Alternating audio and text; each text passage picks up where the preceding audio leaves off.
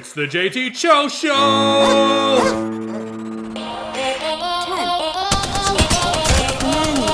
9, 6, 5,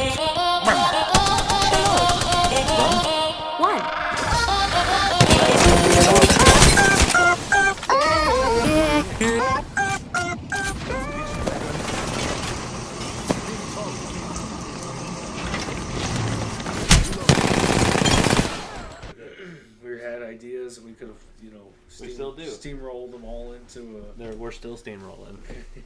right. Welcome back to a special edition of the JT Show. I'm your host JT, co-host Cut. Things happened. Okay, so I still wanted to get Earl on. The plan today was to get Earl. This is our special guest, Earl.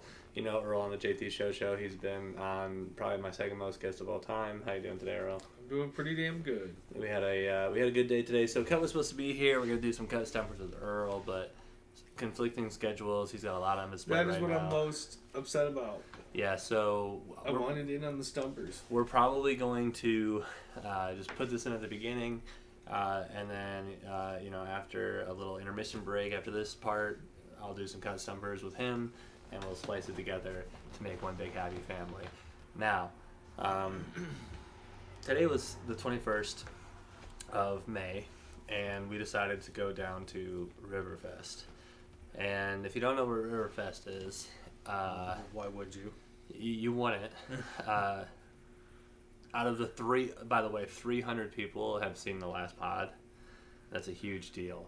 Cut and I haven't talked about it yet because obviously he's not here. So, holy shit, that's triple our viewers. Thank you all so much. To get 300 is crazy because I was getting 10 and 8 just like 4 months ago. But anyways, out of 300 people that even glance over this, Riverfest is this tiny little place called Jonesville, Michigan, and they have this little 3-day weekend where all little shops usually hang art and have blowout sales. It originated because the St. Joe River runs through Jonesville, and it was a way for the community to come together and have a festival and clean the river, and they would do... They still do canoe races, and then like the kids build your own raft and they race those down the river, and yeah, There's a river cleanup. Yeah. And then I think in previous years, pre-COVID, there was a 5K. I wasn't sure if they had one this year, but there's also one of the area's top rated for this part of Michigan's 3-on-3 tournaments. Yeah. Earl and I have had some crazy experiences in the 3-on-3 tournament. It's usually pretty clean, but every once in a while there can be some shitheads playing. Yeah. I've played in the 3-on-3 tournament every year for, I don't know, 12 or 13 years. Yeah, I haven't played in this Riverfest tournament probably since like 2013 or 14. Yeah, it was somewhere around there. So now that I'm much older, much less in shape, and drinking beers at 11:21 at night, I'm still going to go out there and sweat all this alcohol out, I am not playing. Your game changes in 3-on-3. When you're right out of high school, you're much more aggressive. You're playing the tightest of defense. Tomorrow for me is keep the ball in front of you and don't get your ankles broken. There's gonna be kids there tomorrow. They're gonna be 18 and 19 who are just gonna have all their dad's energy. And even though I don't have a father, even though I don't have a child, I need to harness my dad's strength at 31 because I gotta use this guy because my body's not gonna be the one that lasts. Okay, no. So it's gonna be a lot of lazy rebounds. The 3 lines. They're four half courts, so it's taped. So it's kind of like a little one hopper on the inside step. So it's even better for lazy threes. One of our best years, though, we were rolling. We faced a team that finally beat us, and they got to go into a different bracket, and we had to fall into a sub-bracket. And because we fell into that sub-bracket, there were some dirty plays involved, and after one of our teammates defended Earl after he was blindsided, we got kicked out for fighting. but that was the last tourney that I played just because it wasn't us, but there's nothing you can do to stop that situation. Yeah, I had to leave. Yeah. Which was unfortunate. Yeah, and it sucks. It sucks because we know those people. Yeah, right. We're not bringing that bad blood in there. Yeah. It was just unfortunate, man. The guy undercut me. Yeah. And then, so we went to Riverfest today. There's a place, shout out huge, not a sponsor, but wish they were Saucy Dogs. Saucy Dogs, sweet. Saucy Dogs, if you know, you know. If you don't, you don't.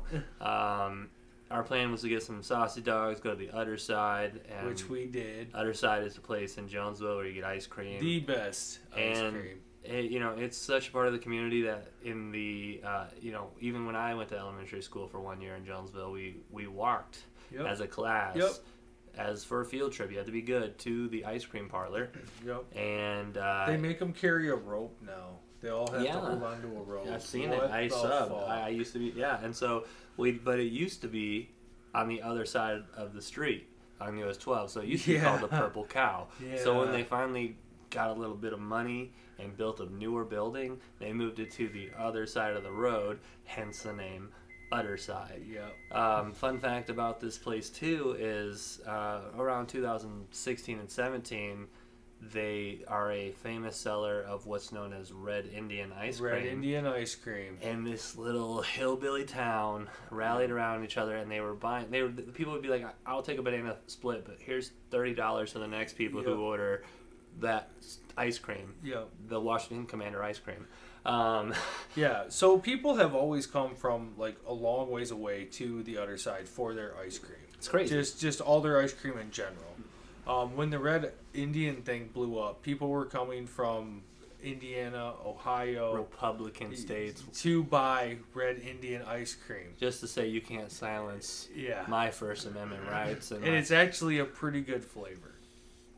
Maybe they can call it Red Commander ice cream. It's a cinnamon flavored ice cream, and it's delicious. I mean, yeah. A couple episodes ago, I dead named Washington's football team, so we censored it out, and over my mouth I put instead of the Washington Redskins logo, it's the white dude with the mullet, the Washington Rednecks. Yeah, but you make that mistake because he grew up. I mean, like, it's not like we're bad kids, but that was the name of a team, and that's all it was. Right. We didn't know, and what's crazy is, like, a lot of people who are Native Americans, they're like, we don't give a fucking shit. And Karen's like, I'm giving your shit for you, and now we've got the Commanders being led by none other than Frank's boy, Carson Wentz. Mm-hmm. And, it's going to be interesting. They're going to be terrible. Yeah, so Riverfest wasn't bad. There's a big storm that came in, so it's usually a heavy morning festival where people walk around. You have little vendors with tents with like homemade candles and hand knit towels. And it was disappointing. Little Civil War muster in a creepy ass old Grosvenor house. But yeah, it was a little disappointing just because of the weather. But the Saucy Dog was bomb. It was. I had the Saucy Dog, coleslaw, and barbecue sauce on a hot dog. And then, but if you ever go to Saucy Dogs in Jonesville, Michigan, you got to get Shadow's Famous nachos with the brisket. Yeah, with the brisket. You get jalapenos on the side. Slapped with the sweet barbecue sauce. Yeah, it's like the nachos you split with your friends. You always get a little bit of nachos no matter what you're in the mood for. Yeah. Wings, and when we started out, it opened up in 2005. It used to be 25-cent wing night. Yeah, it was 25, and then it was 45. Yeah, now it was 45 for a long time. I will give them credit. They charged 45 cents for a long time, I think it was then finally 60. Now it's 60. Yeah, or 65. Yeah, but I think it was 45 all the way up to almost 2018. We could do wing night because the movie theater did $2.50 tickets on Tuesdays. Yeah. Tuesdays used to be a big hangout. So you could get a ticket to see a movie for $2.50. So we could do wing night and buy 12 wings for like $5. Yeah. And then go to a movie for $5. It was awesome. Earl and I used to hang out on those Tuesdays because of those deals. So my parents could literally give me $10 and I could eat because you're drinking water. And then I go buy a $2.50 movie ticket, and then you get the kid combo. for like $3.50, and you could literally feed yourself the entire night and go to a movie. And that's how I saw 300. Yeah, we actually skipped school. What did we skip? Track practice? We left track practice early to see, because we got there. Oh, 300. Yeah, to watch 300. We ran the warm-ups, and then we told Paul, we're like, yeah, we got to go early. And he was like, okay. Because we missed, like, because I remember, like, the opening scene that we saw was him getting punched in the mouth as a kid. Yeah. And that wasn't I remember when I watched the movie for the DVD, I actually midnight released the DVD at Walmart. Yeah, you don't get that much anymore. Something that I kind of appreciate that they're doing with DVDs now for your Harry Potter box sets, your Hobbits, they're now making DVDs have really nice looking boxes. So like cool concept art, sort of all the same theme of how they're drawn. Sort of like almost a fairy tale book, but that's the only way you're pushing DVDs is you're gonna have to dress them up so people can use them as novelty knickknacks, stacks, and look at all my beautiful DVD collections of all these beautifully. I haven't bought a DVD in a long time. Yeah, So if we transition to video games, I got the Xbox One S. Now that you have. Upgrades. I bought that day one release with Cut. Drove down to Lubbock, Texas. We drove an hour and a half to buy a new Xbox at midnight. And I bought that one specifically because I said I don't care because the Xbox One S came out, the white version, not that current one, but the one previous, and that didn't have a disc drive. But I was like, I'm always going to want a disc drive. I do not care about a disc drive. And now that I've upgraded to the Xbox, the white one, fuck a disc drive. Yeah, dude. There's no need. I'm PCing and Xboxing. If there's a video that I can't pull up on either or, fuck it. Why am I watching it? Right. Like, why would I want to watch it? Yeah. Yeah.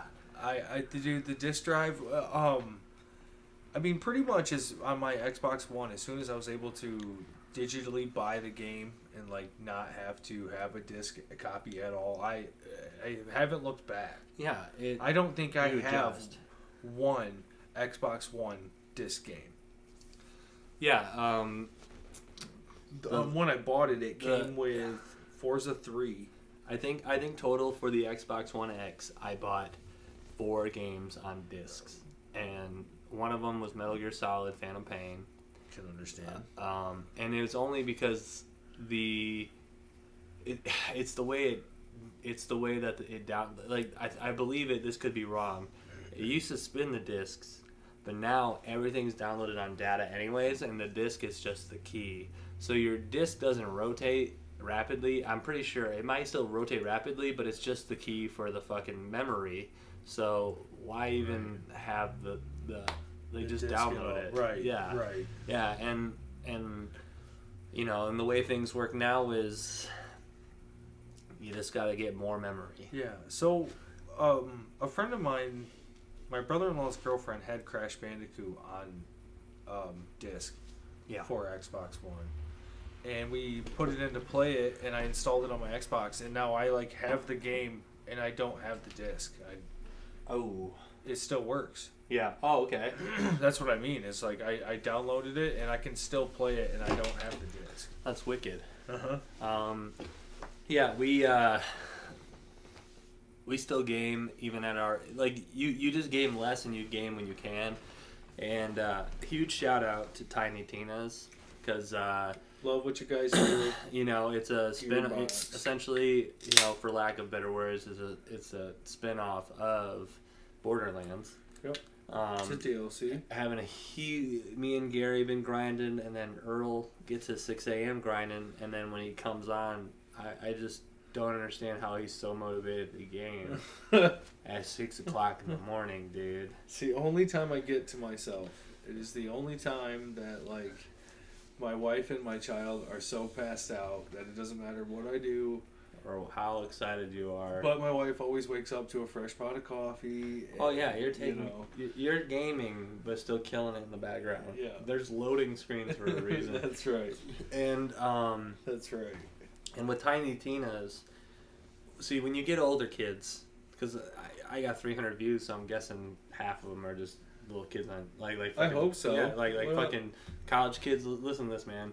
When you get to our age, your life is so busy that when you get to the game with your fucking best friend, you it's not just every day. Oh, I play for. No, it's like once a week and once every other week. So you maximize the time. With Tiny Tina's, you can just grind. Yeah. To where it's almost like your brain's turned off, but it's not. You're just grinding. You're in the moment grinding. Yeah, especially when you're in a group with people. I mean, I know there's more enemies and the challenges are harder. Yeah. But there's so much going on. You know, like every. Yeah, what you're saying is like, so when you play that game solo player, all of the computer are aggro. They are just up your butt. Yeah. Everybody is up your butt. So you're literally dying left and right.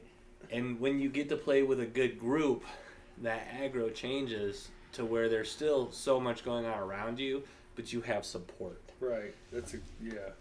And I went with a spell warden, a spore warden, spellcaster. Yeah. And what's cool is once you max out your levels, your subclass, you can always change out. So if you really, really want to try or like a primary, go for it, and you can always sub out your subclass afterwards. But it's a lot of fun because there's different ways to play it. If you and your buddies just want to explore the maps, get to all the dice, I love that. It's got a Diablo 2 overall-esque map to the game. Yes, it does, yeah. And then if you want to explore, catch all the dice, so you can, it's all about There's 100% so of those many games. side missions that you don't even have to do them if you don't want to. It's one of those games that where when you first start playing, you don't realize that once you talk to somebody for a side quest, you take their side quest. Yeah. So then you start another side quest, but as you're on the way to that side quest, There's another side quest. and then you pick up that one, and then you're like, what the fuck was I doing? Yeah. Which one was it? And so now you pick up as many side quests as you can, but you just aggressively scroll back over to the title it once Yes. previously was. Yes, but there's nothing better than getting a squad and just knocking out side quests.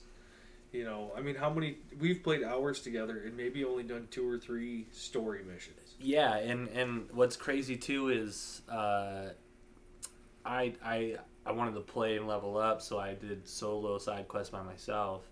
So I played like 2 hours, and I played all the side quests on the first overall board.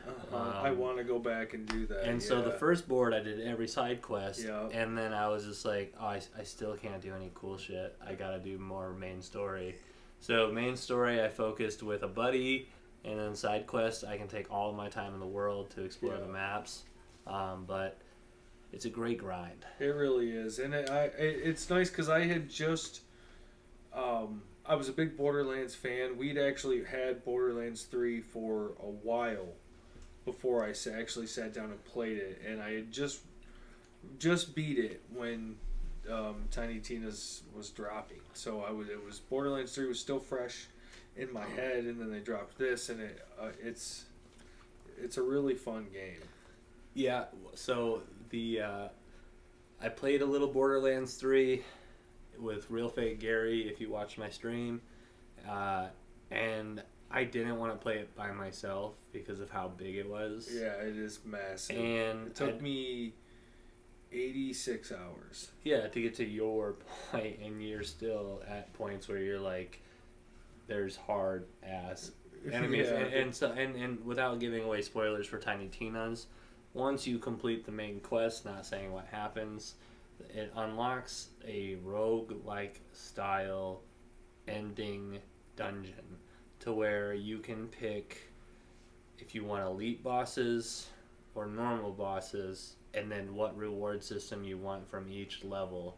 And if you complete the entire dungeon, if you beat more elites, you can get more coins, and then the coins at the end of the game you feed to these statues, and they give you possibly an exotic whatever you want. So they have your shotguns, your snipers, but the roguelike style is so much fun because it's never the same thing.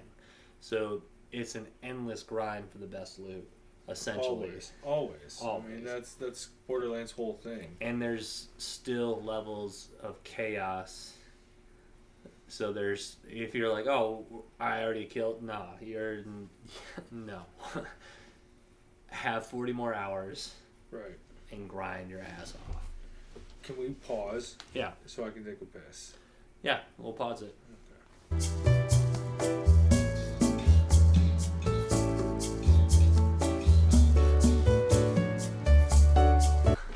Hey, and we're back after that first ever, realistically, Joe Rogan piss break. That was actually I think that was the first time ever that I've had to had the deposit for a piss. Dude, I had makes me feel piss, dude. Makes me feel like a little Joe Rogan. I couldn't. I was like, I'm gonna hold it. I'm like, never mind. Yeah, dude. Anytime you need a break, Tim Dillon, not Tim Dillon. What the hell? What's his name? Jimbo Fisher? No, he's a comedian. He's got a pretty crazy voice. He's really funny.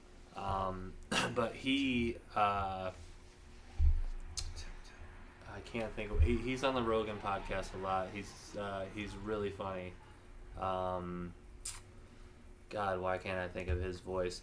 But whenever he's on the Rogan podcast, he's always just like, "Can I take a piss?" And he's just like, "Yeah, man, that's totally fine." And he's like, "Just don't talk about me when I'm gone." And I just cut it because it'd just be me here talking to you, and that didn't make my podcast successful. But since we're back now, we want to switch it up to talk about a little bit about college football. Right now, there's this huge thing going on in college football with Texas A&M and Alabama. I was seeing, I started this with Earl today. We were just bullshitting around. I was like, yo, you see Nick Saban, he was in the cafeteria. They had, I think a spring practice, winners and losers, and he didn't let anybody on the losing team have cake. Yeah. Savage. Yeah. I don't think his own team. Do you think there's anybody on that campus who tells Nick Saban no? Probably not. No, not at this point. And I assume he's earned that right. Yeah, I mean, and the only thing that he hasn't accomplished is recruiting Archie Manning, because I mean, this dude's got everything. It's a dynasty. Alabama's just a well-oiled machine, and I love seeing them fail. I loved watching Georgia beat him in the national championship. Mm-hmm. And honestly, Jimbo Fisher has beat them while he's been at Texas A&M, which I love. Yeah. And with Nick Saban talking shit about buying all his recruits, who gives a shit? That's what you've been doing for years. Yeah, and now Jimbo Fisher has oil money. And is buying those athletes, and he is building a team to kick your ass. So there's a pretty scary thing that could happen with college football for these MAC programs, and it's because the schools aren't paying these kids, the companies in the areas are signing these kids. So that's why who just left Oklahoma and went to USC. Spencer Radler. No, the other one. Yeah. That coach now has... Oh, the coach. That coach now has USC money. Mm-hmm. He has Southern California location sponsors. And so all these smaller programs, like in Mount Pleasant, in middle buttfuck nowhere Ohio's, who's going to pay these players? And so there's a strong possibility that the way that college, especially with the transfer portal, it's very player heavy right now. You can transfer year after year, so you can literally play for 4 different colleges, and if you redshirt, you could essentially play for 5 different colleges and start every single season. And with that, the kid who's now playing for Texas, played for Ohio State, came up. He signed a $1 million deal, and then bam, right back to Texas. Yeah. And that's the way college is gonna go, and it's gonna be college is gonna lose. I'm scared that it's going to lose that, you've got players that make your college team win, and they never make it in the pros. But at Michigan, they were the shit, and they never transitioned to that professional phase. But now you're not really going to get that. You're going to get, I'm not playing here, I'm done. I'm going to go play where I'm going to get time or money. You're right. And so that's the big scare for these smaller schools is like they're not going to be able to attract these athletes. But it's been happening anyway. Yeah, and it sucks because like when you have non-profitable D1 programs, it's hard for that school to keep losing money. Right. So like, you know, the top program supports the smaller programs, but when your top program starts losing those recruits that they previously had because now those recruits can get paid, that's the scare. Yeah. And it's going to be sad to see because loyalty in college football will almost just be will be contracts coming from a third party. Yeah. Yeah. But I'm honestly I'm excited to see where it goes because like it just I like that they get paid. Yes, absolutely. Yeah. When you hear the horror stories of like you're an athlete, you're 240, you're fucking cut like a man at 19. But you're on a 14-meal-week program that an average fat person like me would eat. That's not enough food for a real college. And they're waking up like I tried out for Central Michigan's team, and they made us to go to 4 a.m. practices, and the reason why is because the football team practiced at 5. Yeah. And I was just you want to be there, you got to get up. Yeah, and I was just like, when do they have the time, dude? Like, especially, I think the hardest working college athletes for schedule wise are all the military ones, because they have their military schedule, their drills, classes, and football, and they're literally on a Monday through Friday built schedule, and it just takes so much commitment. It does, yeah. It's wild. I wish I was. If I could go back, if I could give any advice of all the information that I know to any kid that plays football, look at your D3 programs. Look at your if you want to play. If you want to play and have 4 more years of hitting the weight room, doing drills, having your suicide weeks. If you want that commitment, check out your D3 schools, your private university. Your D2s too, don't. D3, D2s. That's what I mean. Like, you don't have to go to a D1 program. Right. Like, you can go to a Ferris State. Yes, absolutely. And Ferris State has a great football program. Grand Valley. You got Carson Wentz. There are several players out of that Division II bracket that are in the NFL. And there was a guy from Saginaw Valley in the NFL. That's a real small school. One of the top UFC fighters. The dude that got drafted out of Hillsdale. Yes. Hillsdale College. Yeah, one of the, I don't know his name right now, but one of the top UFC names of the history of the UFC was a wrestler at Grand Valley. Yeah. And he got a wrestling scholarship to Grand Valley. And John Jones used to train in Lansing as well. Yeah. I mean, like, you just got to take your opportunities because what would you rather do? Just practice and ride the bench for 4 years, or improve enough to make a difference in your program and have fun. Hey, look, I played JV as a junior. I just wanted playing time. Yeah, for me, any sport in college, seemed like too much of a commitment. Yeah, it's. I did play rugby at Western, but they didn't require I show up to practice. So. I was. He opened the door a little bit. Here, I can grab that. Door's a little funny boy.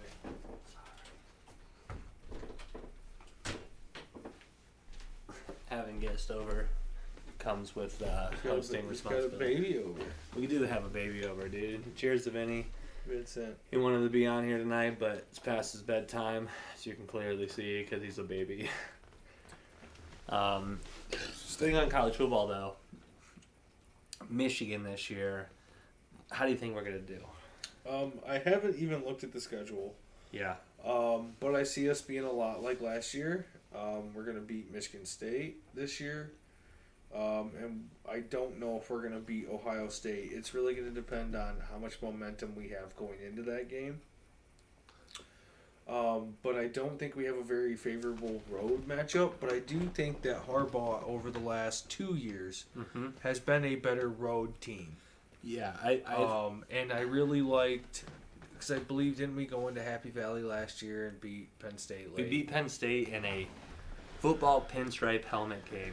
where the crowd It's Eric Hall. At the they end. they coordinated their colors of shirts to have a pin blue stripe go down the middle of what's known as Death Valley, and Michigan went in there and just stomped the shit out of them. Yep. And at that point, that was the first point in a long time where I said, Ohio State better be fucking ready. Because after seeing Michigan dominate against that program on the road with Harbaugh.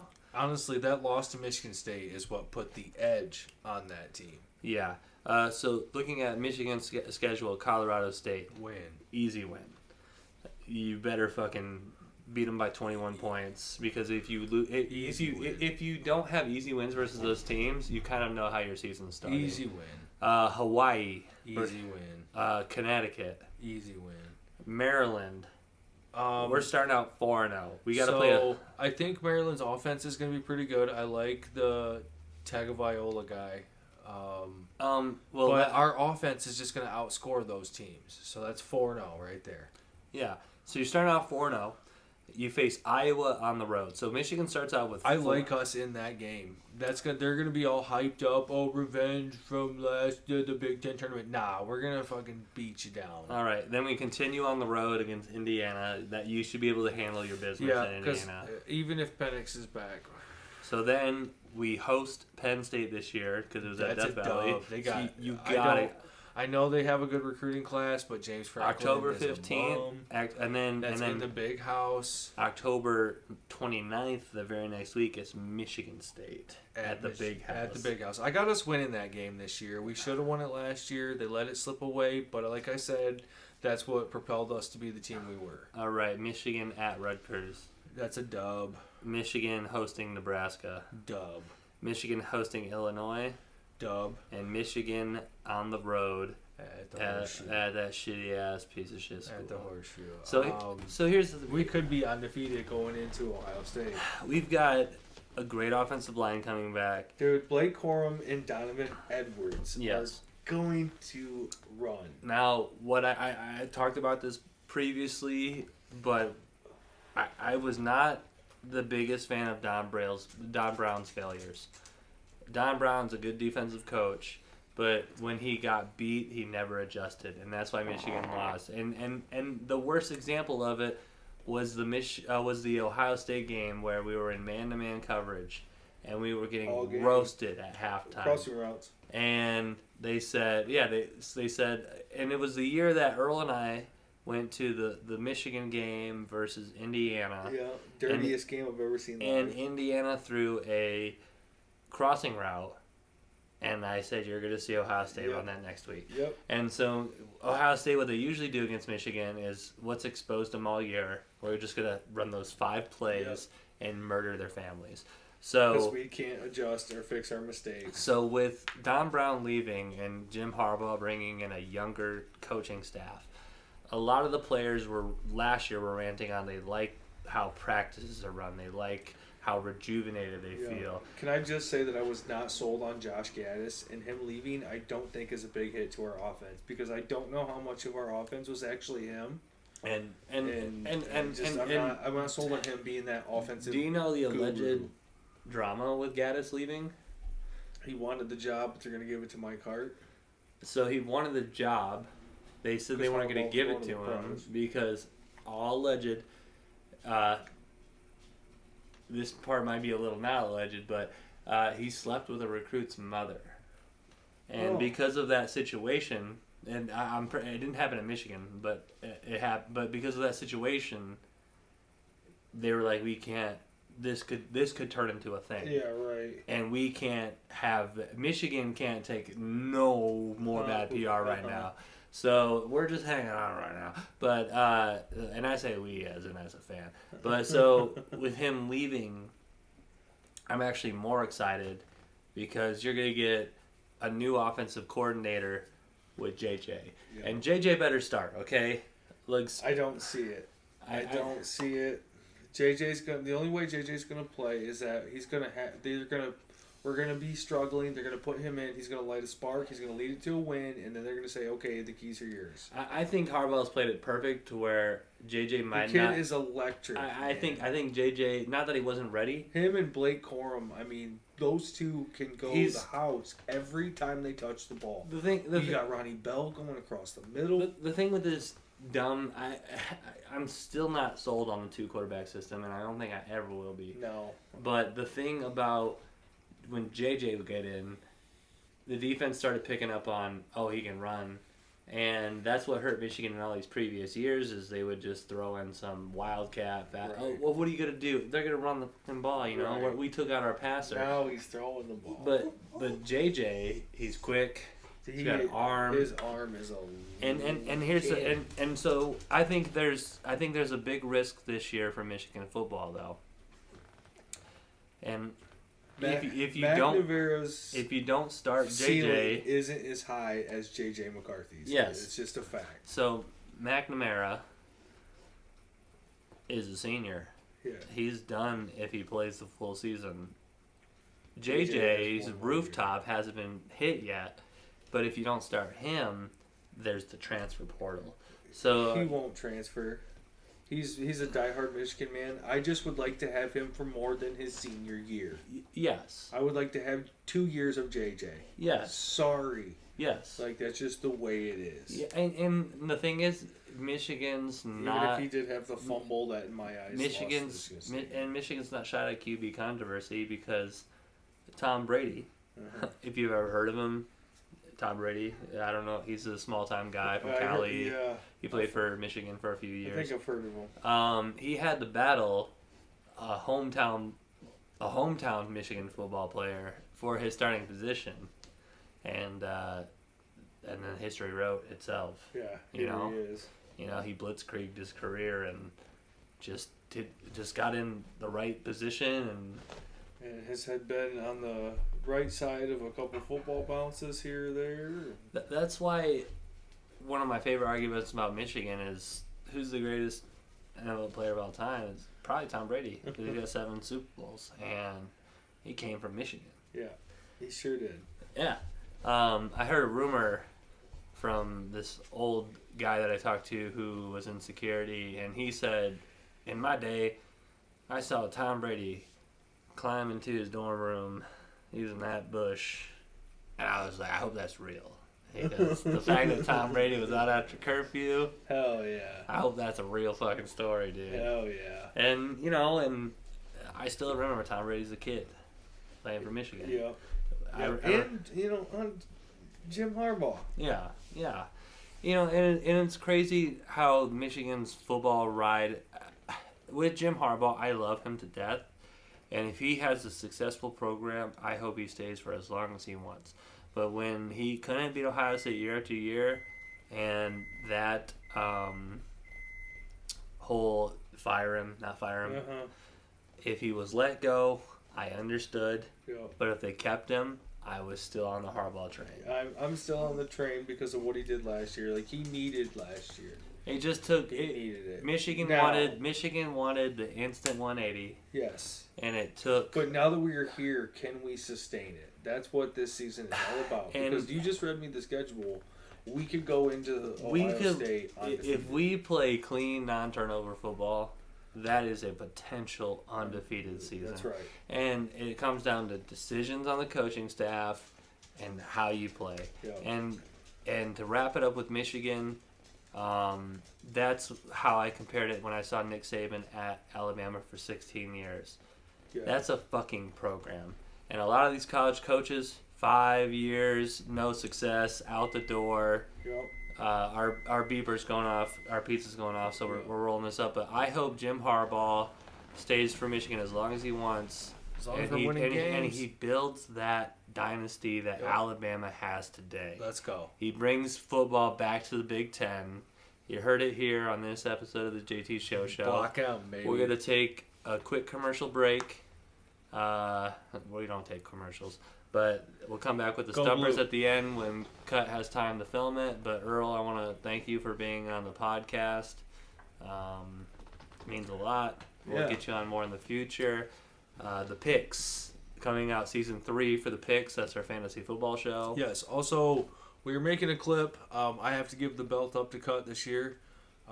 So check that out when we drop that. Yeah, that'll be 2-3 weeks at most after the edit.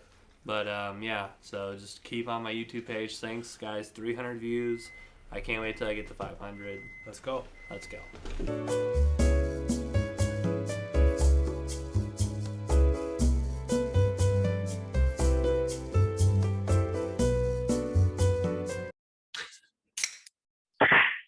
Welcome back to another edition of the JT Show. I'm your host, JT. Now, this episode started out a little differently. It's crazy. I know. Take the blame for that one. No, what happened was just conflicting schedules at the last minute. And so Earl came down, as you previously saw. We had plans to shoot, so we just shot some pros that we talked about. We talked about college football, which I know you don't really give too many shits about. But it was fun. Yeah, it's not really my thing. It was fun to break down Big Ten football with Earl. We broke down the Michigan schedule. But we had good conversations. You guys saw it. It'll be in the previous, but what we'll have to definitely bring back next time. Cut was not here to deliver his stumpers. Yeah. And that's the only complaint that I got from Earl, because he was really looking forward to the stumpers. Yeah. I was trying to see if he could do Monday night, but busy man. Yeah, I feel it. I know. If you ever need rail service in the southern Michigan area, western, like Kalamazoo area, the Duke's Wells, man. Not a sponsor. He'll do it right. Okay. If he's out of your area, just pay him for the mileage, because he knows what. Actually, he sends me snaps, and I go like, is that this? And he's like, yeah, it is. I don't know why it's hooked up here. And he fixes like the most fucked up shit. It's good for him. He's good at what he does. Earl works in an area where there's a lot of backwoods. Okay, so out of these people, so most of these jobs have probably never been done by a true contractor, just some backwood hillbillies and some guy that kind of knows what he's doing, make it work for now but not later. And there is some snarkiness where a lady emails him, complains about how this one person's done a bad job in all these areas. But for the most part, sells at cost, understands, he's great. He doesn't make money off the parts. He just makes money off the service. Yeah, off the labor. And it's crazy when he sends me those snaps, because when some of them are wild. He had like a compressor motor on a fucking water pump. Dude, he sent me this picture of a pipe with like the notch, like a weed eater motor or something. There's like a pipe notch bust. Oh yeah, it was a rubber pipe that was connected to someone's water heater, and it was kinked. It was like that. It was kinked. I was like, and he goes, I asked him, I was like, how does water even get through that? He goes, I have no idea. He goes, first time I've ever seen this, and I was like, bro, if this is your first time seeing this, you can 100% guarantee I have no fucking idea what I'm even looking at. And then he explained it to me, and I was like, same thing. How does water get through that? And he was just like, He said, I looked at it and I was like, how the fuck does water even get through that? It was so kinked. It was like, you know what it was? It was like when, like old school, when you try to stop a hose from going and you squeeze it together. That's what it looked like. Like it was kinked so bad. It's like my grandpa Gerald Rutan. Hey, there's a little bit of spacing of this pipe leading out to the outside world. Maybe we should put insulation in it. Nah, we'll just put cement in it. And then, hey, we need to hang a light upstairs, but there's no 2x4s in the ceiling. I was screwed in the drywall. Those are just fucking, that's what they used to, who gives a shit, It works for now, but not for later. We call those the homeowner specials. Yeah. Exactly what it is. Oh yeah, the duck. Oh, hey, yeah. So since we got 300 viewers, I thought time to start getting stuff for the real studio when we get like, a million subscribers, and we're like in like 15th, but that's still great for my life because right now we're not. But so we have like little novelty items that'll travel with us to when we have a real studio. Yeah, I mean, definitely. I'll make a studio in Oregon. That's as far as I'm reaching. Oh, I'm gonna. You know what I'm gonna do? I'm gonna do a shot, non-sponsored shot like that, like how I did that. Non-sponsored shot for surpassing a milestone. 300. Yeah. Hey, by the way, 300. just keep If you sharing. guys are watching this, this is for you. It's for you guys. I really appreciate that. That's sick. Thank you. Yeah, it's crazy. 300. I was just like, Yeah, I mean, I was surprised. I was surprised when we it's hit topped out 200. at dude. I had even look. I interviewed Nick Minrath, which I'm gonna try to bring on. Maybe we do some like basketball stumpers or something with him. Okay, yeah. But so he just got back from one, but he had like a huge numbers for me in like the 70s. I interviewed a local band and that shot me in the 60s. And then here and there, I might have got 80, but you know, I was bottoming out at 13, 14, and I was just like, I don't care, that's still 13, 14. And then all of a sudden, like the 90, 88, 90 is when we started kind of picking up a good format. And then Once we broke 100 the first time, I was like, oh shit. Yeah, right around 94, 95 is when like we were like, hey, dude, stumpers, conversation. Yeah. Boom, we got it. It's kind of cool. Yeah, dude. Speaking of which, stumpers, fucking roll the thing.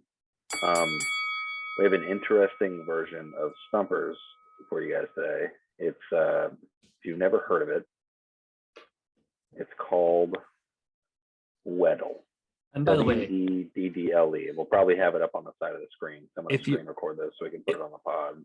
If you're curious about the tinfoil, it's for the cat. I don't like a hairy ass in gym shorts because that's my thing. Like, this is my after work thinking chair. Like I sit here and I stew. And then this little fucking Perry chair, the little love seat, that's my football watching chair. Because you just get down there real comfy and you put it right in the middle of the living room and you're the only person watching on the big screen.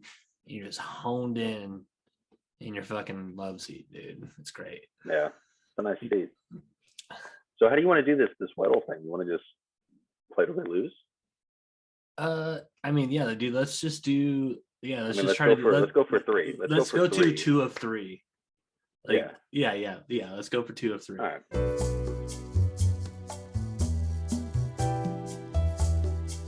Okay, you're gonna see a weird cut here. That was a fail.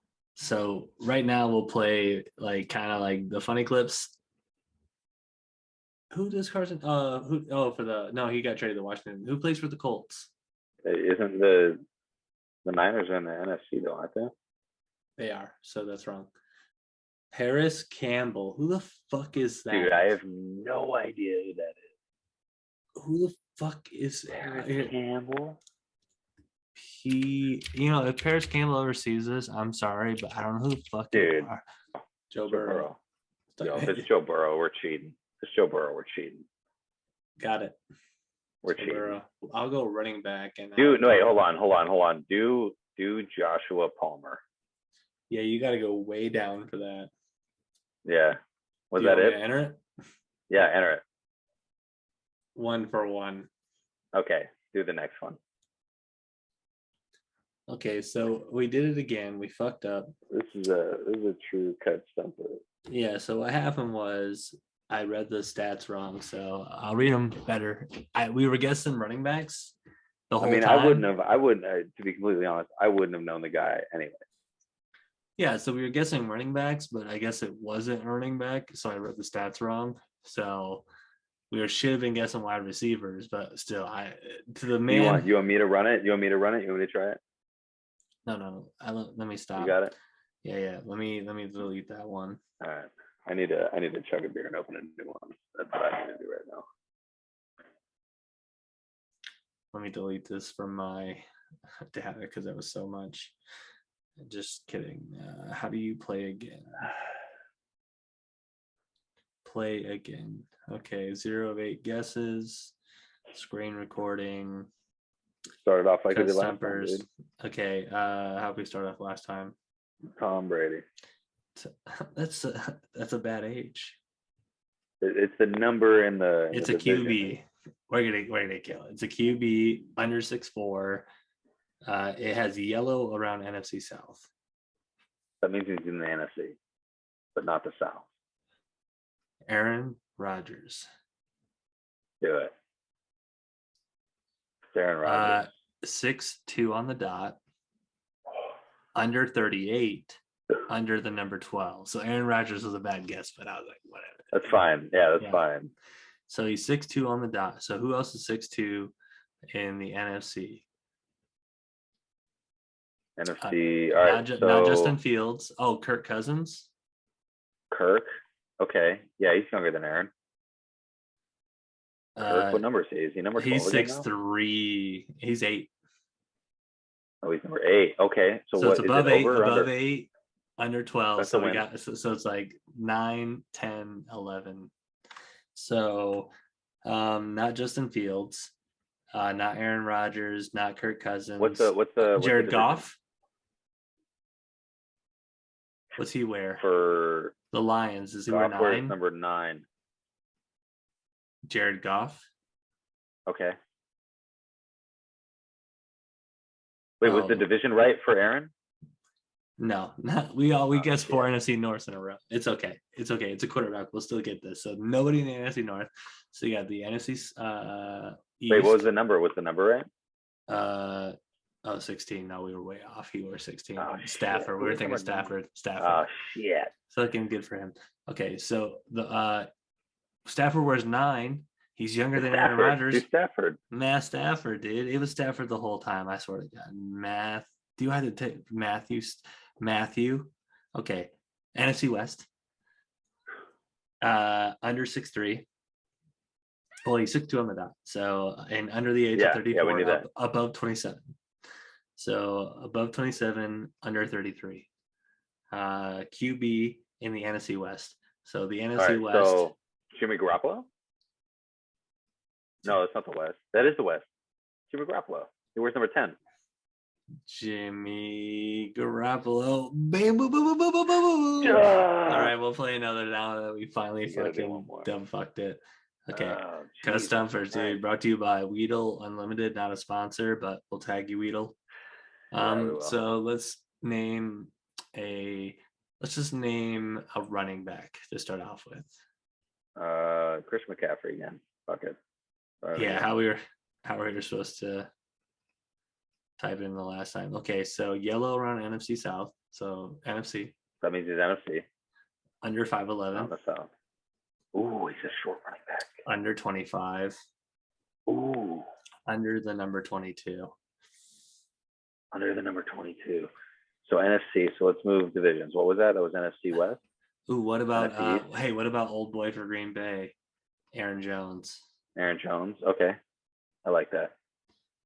So not in the NFC North, and he's above 5'9". I knew he was around 5 something. Okay, but he is a running back, right? Right. It's great around the running back. Oh, so that means it's not a running back, right? Fuck. Okay, so we wasted one. So not a running back. He's 5'10", and he's in the NFC, and he's Kyler under Murray.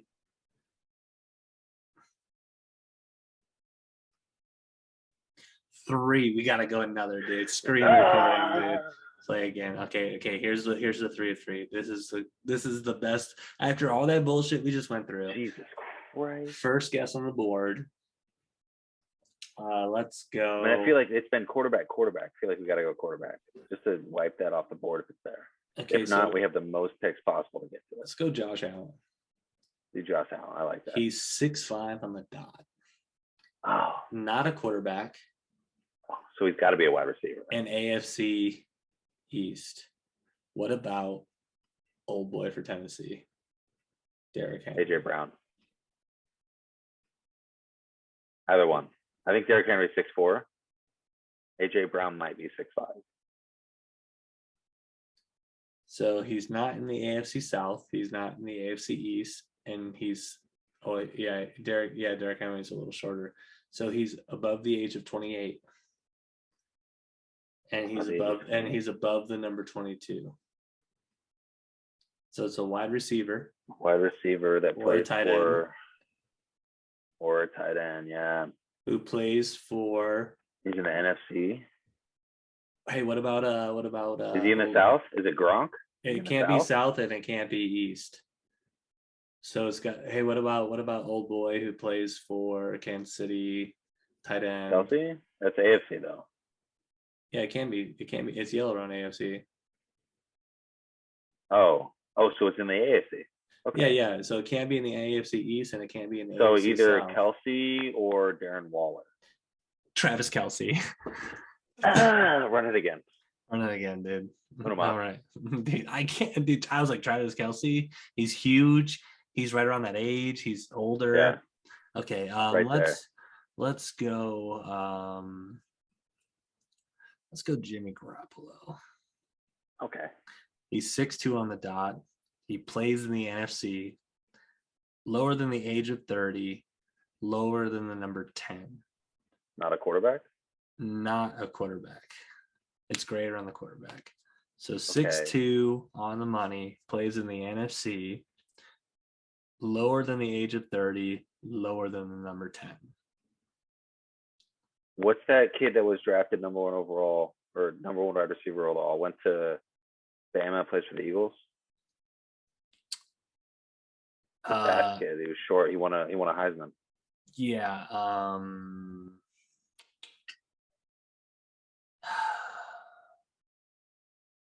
I don't know off the tip of my tongue.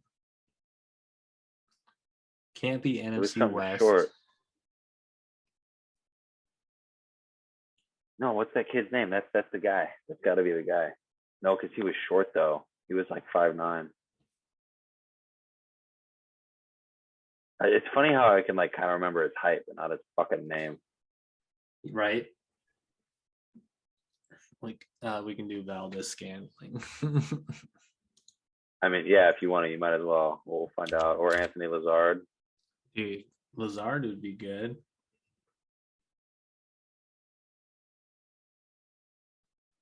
Oh, there's going to be some spelling.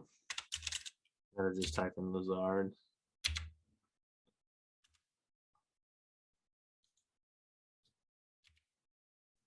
Anthony Lazard.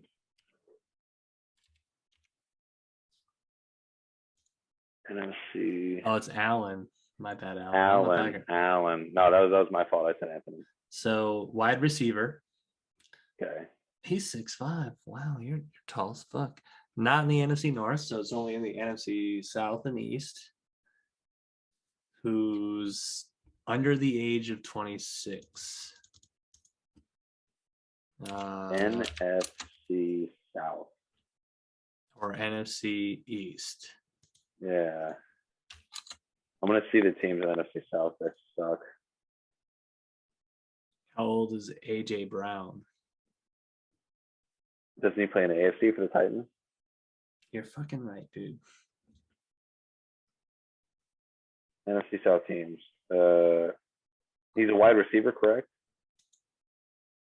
Yes. It's green on wide receiver and green on 6 foot. So we have Tampa, the Saints, the Falcons, and the Panthers. What about, and how old was he? What was how old is Deebo Samuels? He's under the age of 26.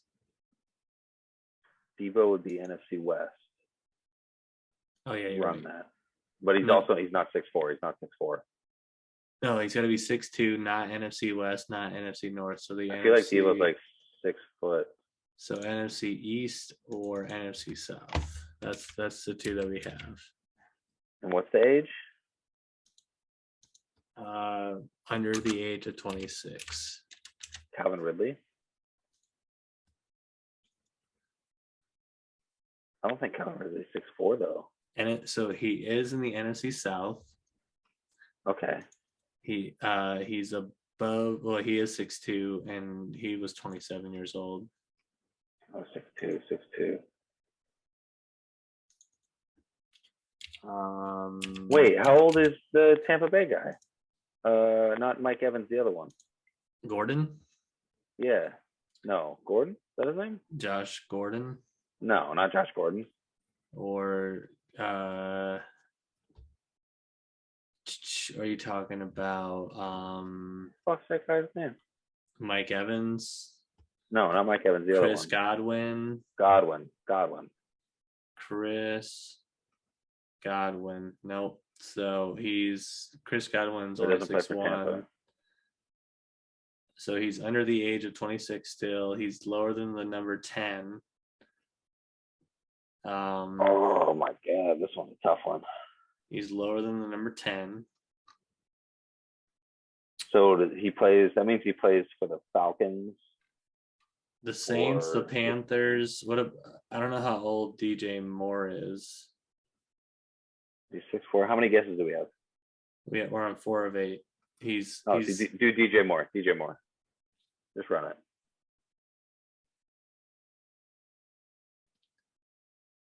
So he's number 1 because he's lower than the number 2. He's younger than the age of 25. He's still 6'2", but he wears the number 1. Who wears the number 1? So he's not a Panther and he's not a Buck. Who wears number 1 for the Falcons and the Saints? That's what we need to figure out. Yeah, I don't. That's what I don't know. This is fucked. Who wears number 1 for the? Who are the Saints wide receivers? Who's the guy who's really good and he might hold out for a lot of money? Kamara. Yeah, but he's a running back. You're right. That's all I can think about because I hate the Saints.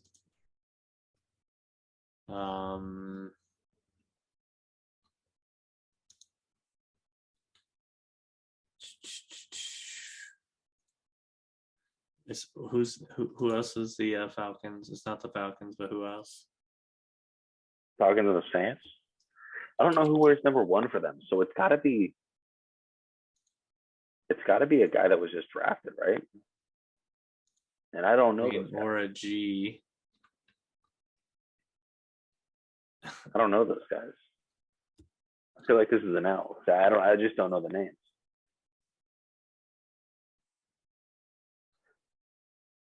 It's Marquise Callaway. Yeah, I don't know that guy. Yeah. Well, we'll end it on that one, Yeah, that's fine. So what did we go all together? That was, what are we, 3 for 4 3 for 5, 7? or really 3 for 5. 3 for 5. 3 for 5 is not bad. No. I think we're more than 3 for 5. Yeah. So we'll end that screen recording there. Yeah, I just didn't know the Dude. Saints receivers like that. It's hard. It's hard when I feel right now. I feel right now the weight of cut stumpers. I've never been on this side of it, and it's stressful. for Active sure. players are tough. I feel like I'd get legends better. Yeah. Well, it's All we'll have more time for talking later. I'm gonna try to Yeah, edit this. yeah. Tomorrow. We got some big news on the next podcast. For sure. Big life news. Yep, and we'll record that. We'll get it up. This episode will get up as soon as we can. Talk to you guys later. Okay. Yep.